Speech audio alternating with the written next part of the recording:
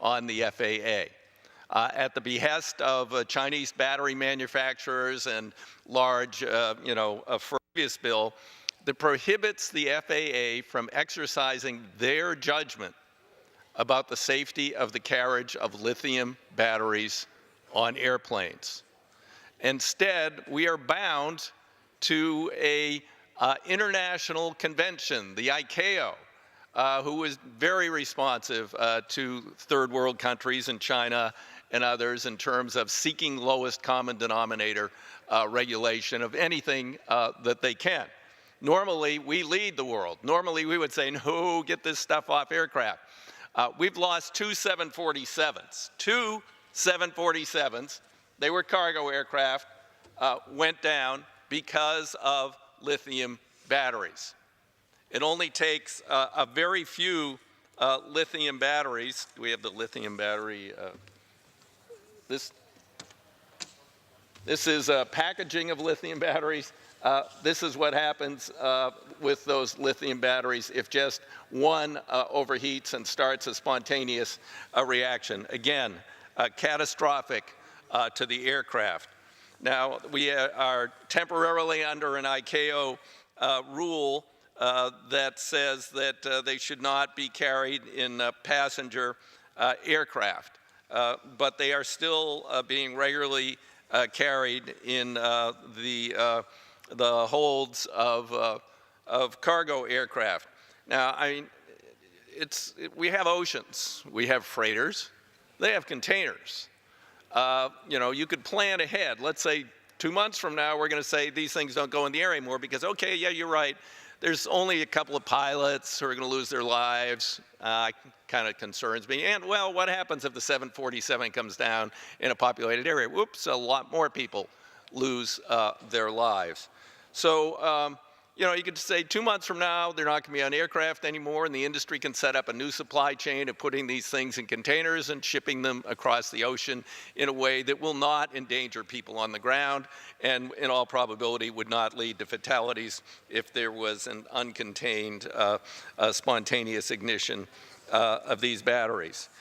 Even worse, this administration has designated that the you ever hear of this? Pipeline Hazardous Safety Materials Agency, PHMSA, which is a little tiny, pretty dysfunctional agency, will take over the authority for the regulation and the negotiation of the regulation of lithium batteries from the FAA. What does PHMSA, Pipeline Hazardous Safety Materials Agency, know about aviation? Nothing, zero, nada, nothing.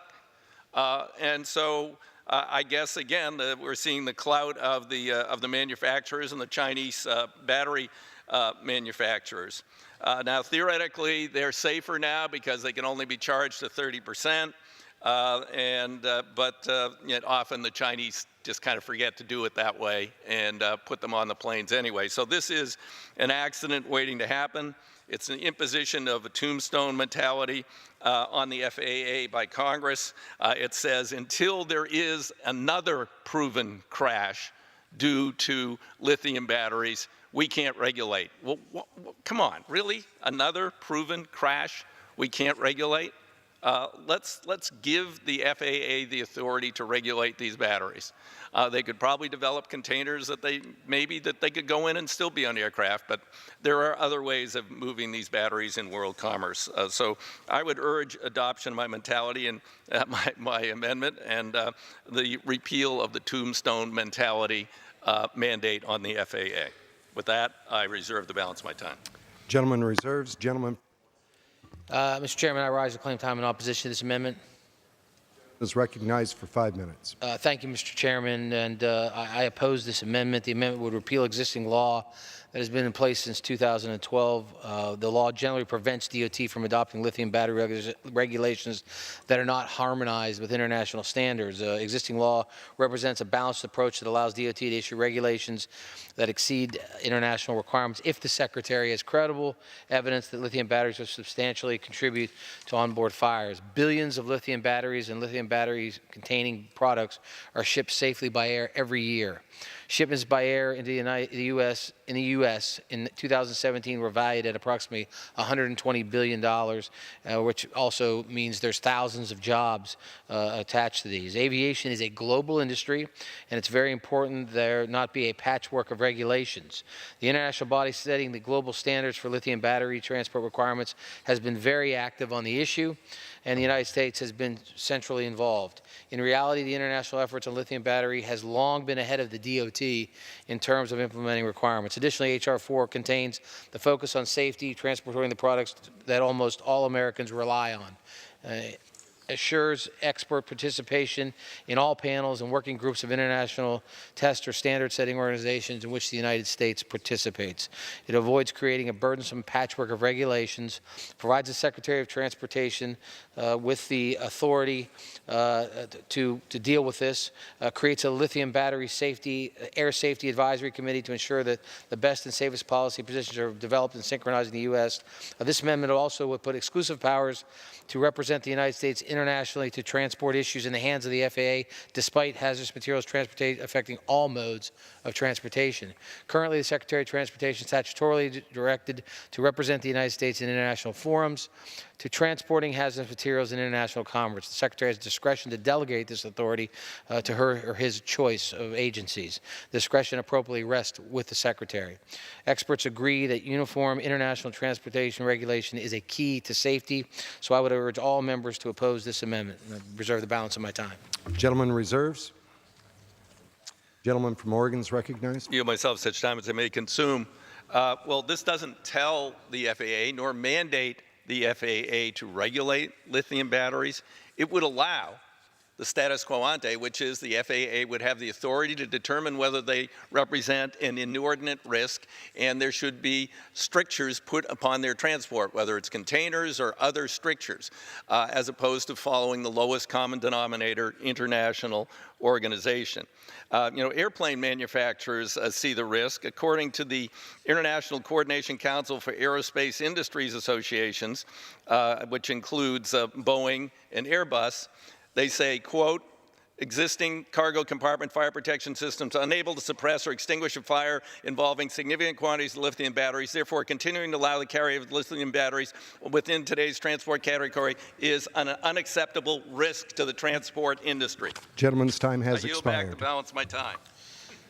Gentleman from Pennsylvania is recognized. Thank you, Mr. Chairman. I appreciate my colleagues' passion on this issue, but again, having a system that's harmonized throughout the world is critical. ICAO has already said in their standard that they recommend that we don't carry them on passenger aircraft, and so our industry in America has done that. Further, the companies that ship cargo, UPS, FedEx, are working, and I've seen some of their what they've done to make sure that the crews of cargo planes are protected. And again, the private industry understands this, and they are moving forward to develop these systems that contain it or suppression systems. So again, I believe that the best way forward is to, again, harmonize with the rest of the world and continue to ship billions of dollars of these batteries safely every year. So again, I urge my colleagues to not support this amendment, and I yield back the balance of my time. Gentleman yields back the balance of his time. The question is on the amendment offered by the gentleman from Oregon. Those in favor will say aye. Aye. Those opposed, no. In the opinion of the chair, the noes have it. I would ask for recorded vote. Gentleman from Oregon. I ask for recorded vote. Pursuant to Clause 6 of Rule 18, further proceedings on the amendment offered by the gentleman from Oregon will be postponed.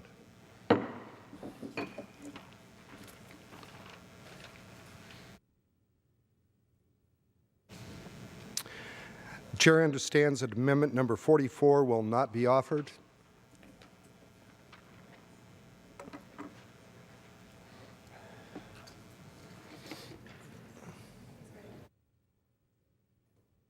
Now, in order to consider amendment number 46, printed in Part A of House Report 115-650, for what purpose does the gentleman from Tennessee seek recognition? To affirm what the Speaker already knows, that I have an amendment at the desk. The clerk will designate the amendment. Amendment number 46, printed in Part A of House Report number 115-650, offered by Mr. Cohn of Tennessee. Pursuant to House Resolution 839, the gentleman from Tennessee, Mr. Cohen, and a member opposed, each will control 5 minutes. Chair recognizes the gentleman from Tennessee. I would ask unanimous consent that the amendment be modified by the form that I have placed at the desk. Clerk will report the modification. Modification to Amendment Number 46, printed in Part A of House Report Number 115-650. I would ask offered- unanimous consent that we not listen to any more of the modification, but continue on to debate.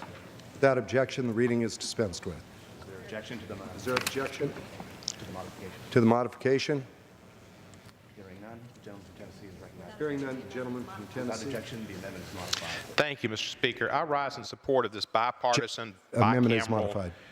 amendment offered with my colleague on the Aviation Subcommittee, Mr. Woodall, and spearheaded in the Senate by former military pilot, mother and great members Tammy Duckworth of Illinois, and Senator Perdue.